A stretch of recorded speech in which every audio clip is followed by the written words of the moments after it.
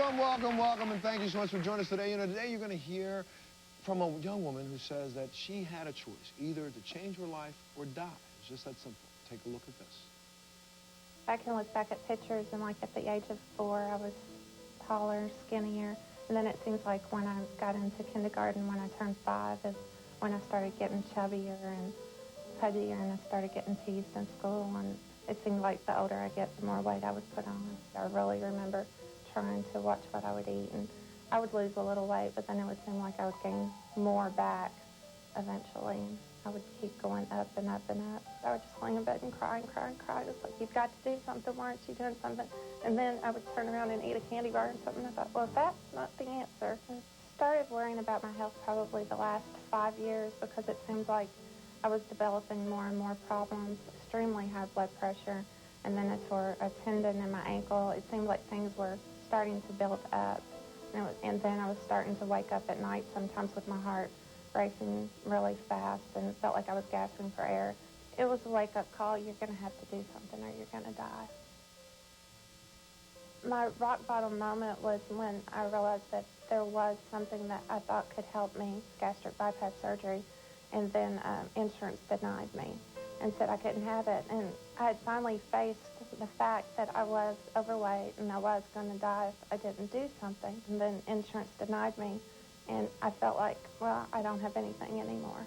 I had thoughts of suicide, and it really scared me. And the only thing, I mean, I thought of it every day, but the only thing that kept me going was my father had died a little over a year ago, and I'm an only child, and I knew if I killed myself, it would be just like killing my mother. So my love for her was what kept me alive. Carnie had just had her surgery and was coming out in magazines and was being very public about it. I would read every magazine article that I could find. Every time she was on TV, I would be there watching it or taping it, and it was just sort of like, that's what you're wanting, that's what you're fighting insurance for, don't give up. And I cut out little pictures of her, and I would carry them in my billfold. I haven't had them on my locker at work. I had them in my bedroom. And so every time I get depressed, I would look at those pictures, and it would be like, okay, that's what you're fighting for, don't give up. You're fighting to have that surgery, you're fighting to change your life, so don't give up. Fighting to change your life. Please welcome Karen to the show. Karen, this has been an unbelievable journey for you, has it not? Yes, it has. I feel like I'm in a dream. In a dream? Let's back up a little bit and go back. I mean, we gloss over it very quickly in the tape when we talk about what it was like growing up. But, you know, I saw some of the pictures of you when you were younger, and now your, let's call it, weight issue started when you were about, what, how old? 5. 5 years old. And now, did it start, did you notice it? I mean, did your parents notice it? Was it the fact that you were just, you know, a little chubby child, or was there really a weight issue here? There really was a weight issue. I had a pediatrician that referred my mother and I to a nutritionist at probably the age of 6 or 7. You tried every diet that you possibly could? Everything. Through high school? As a matter of fact, you even told us that you didn't go to college. Why? I didn't want to be in large groups of people, so I went to vocational school. So what then sparked you to decide, okay, well, the doctor obviously told you your blood pressure was through the roof. Shaped my life about food, family, fame, flesh, and fear, and how these factors have influenced the choices I've made in the life I've lived until now. Through it all, the advice my mother gave me as a little girl has been with me. Always listen to your gut, she would say. And I know that sounds ironic because my gut became a burden that almost killed me, and I literally had to change my guts to save my life. But in one way or another, everything I've ever done has been based on my gut feelings. Ladies and gentlemen, please welcome Carnie Wilson to the show. Thank you. Her new book is called Gut Feelings, From Fear and Despair to Health and Hope. Back when you were with Wilson Phillips, and when you were here before in the show, right. I know how moving it was for so many people to understand it. Here's a woman that you look at you saw you on the stage, you saw you performing. She has it all. It doesn't matter. And obviously she has it all because everybody accepts her at the size that she is and the weight that she is. But right. there was a lot going on. There was a lot going on. I mean, I've been heavy since I was 4, and of course was in a group and did a whole bunch of things and felt such wonderful, I was so blessed, you know, and I still am. But inside, I mean, I sort of took on the role of being that positive role model, a big girl, go out and do everything you can, which I still believe in. I still believe that. But inside, I was becoming more and more unhealthy. Well, you know what? You shared your story a little bit with us on tape. I want you to take a look at this. I've been to the top of the charts, in front of the cameras, and in the spotlight of center stage. I felt thrilling highs and crushing lows, fame and fortune, rejection and despair, and I've pushed myself from the lap of luxury to the brink of self-destruction. I put the food in my mouth time after time after time. I kept eating and eating when I knew I should stop. I did it to myself, and I had to risk it all for a chance at transformation and happiness. Finally, I took control and made a decision that changed my life. Why? Why did you decide to write this book, number one? And number two, why open up this way? For people like Karen, no one should suffer in silence. That's what I believe. I mean, we all can relate to struggle, whether it's relationship struggles or self-esteem issues or weight. We need to get it out and talk about it. And by me opening up, literally, and just letting it all out, I know that people are going to get something out of it. They're going to become inspired. And it doesn't mean, I mean, I didn't write this book to say, go have surgery like I did. That's not why I wrote it. I wrote it because somebody is going to relate to the feelings that I've had my whole life. Whether you're rich or you're poor or you're black or you're white or you're tall or you're short, it doesn't matter where you come from or what you do.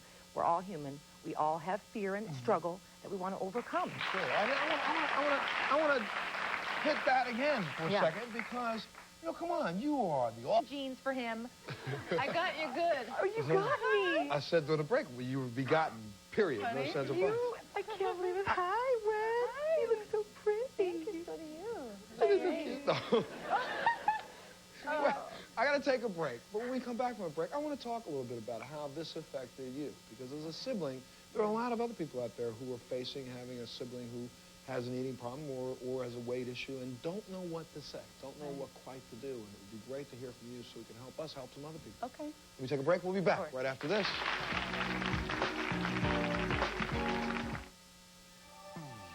Were you the victim of a rape that resulted in pregnancy? If so, call us at 1-800-MONTEL-2.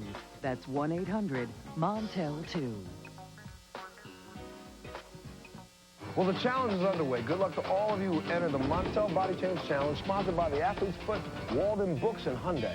You could win a brand new 2002 Hyundai Santa Fe and a trip to New York City to unveil the new you right here on our show. So stick with the program and remember that your second deadline is coming up real soon. For complete rules and all of the deadlines, go to Walden Books or to Athlete's Foot or log on to MontelShow.com. Keep up the good work and maybe we'll see you right here as a winner of the Montel Body Change Challenge. Which of these top female country artists began singing before the age of 4? 99.5 WKDQ brings you this CMA Spotlight. The answer after this. Seems like we've always been together, me and you. No matter where you go, you've got a friend. There's KDQ. Through the years, night and day, by your side at work or play, it's me and you, growing up together with KDQ. It just keeps getting better. Me and you and KDQ, together through the years.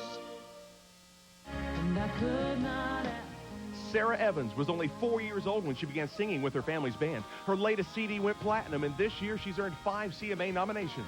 Don't miss Sarah out on the Country Music Association Awards. America loves its country. Vince Gill hosts the CMA Awards Live Wednesday, November 7th, only on CBS 44, all for you.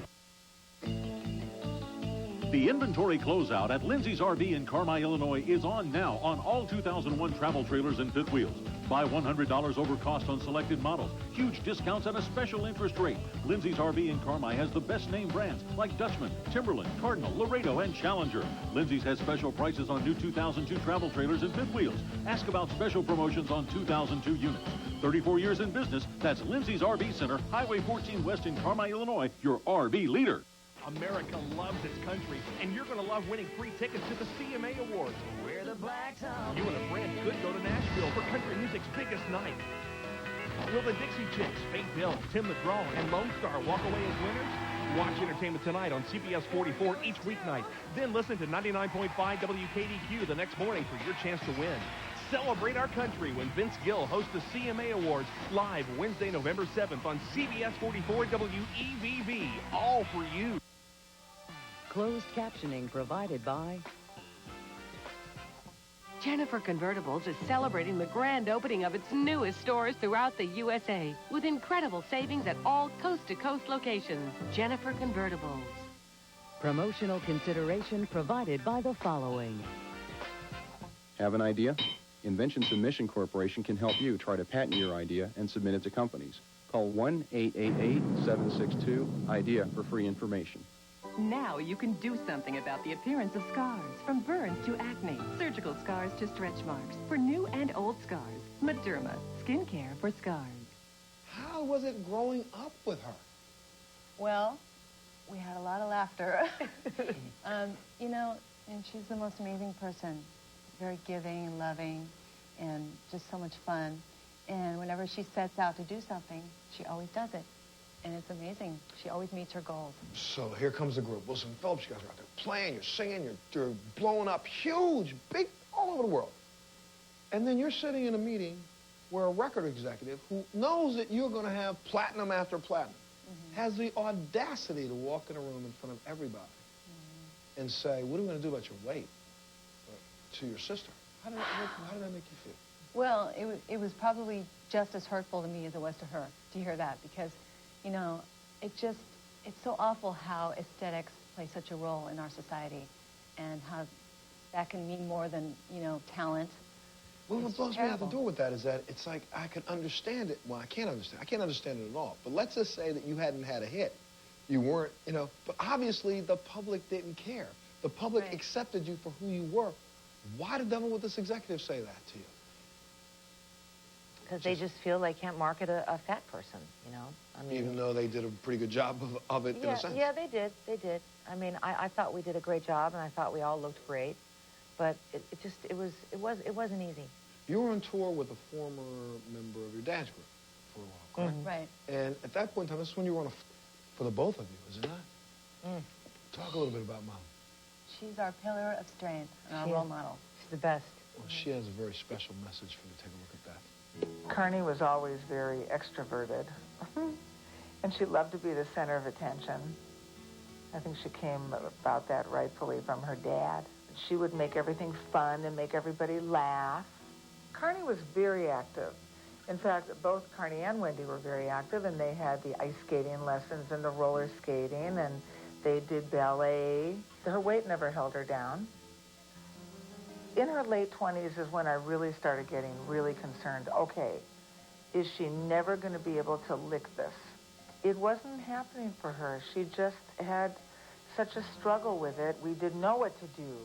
Carnie came to us and said, I'm going to do this gastric bypass surgery, and I've met these wonderful doctors, and they're going to help me save my life, and it seems like it's the only way that I can handle the situation, because I'm out of control and I just can't do it on my own.